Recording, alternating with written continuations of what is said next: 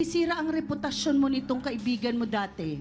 Dahil po doon sa ma'am, nakuha po kasi akong vice chairman po sa Dole, kasambahay po asosasyon. Tapos ma'am, nung time na yon hindi naman po ako ang naglilista. Yung chairman po namin doon sa barangay.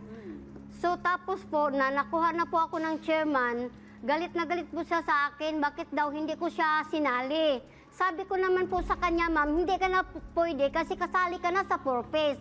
Ang kasama sa asosasyon kasambahay, yung hindi lang po mga purpose.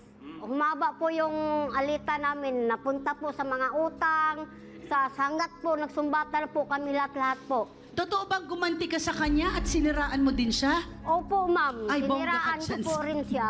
Hindi ko kaya. Kung ano nga lang po, ma'am, upakan ko sana, ma'am, pero inisip ko, ma'am, pag upakan ko siya, baka bayad ako sa barangay. Bakit kailangan mo siyang upakan? Sa gigil ko po, kung ano-ano po kasing pinagsasabi niya. Paano kaya sasagutin ni Emily ang sinasabi ni Ate Linlin na uupakan na lang siya sa gigil niya? Emily, pasok!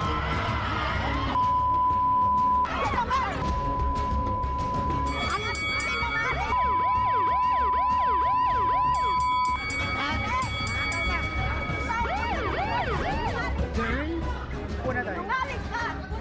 upo ka muna, Ate Emily.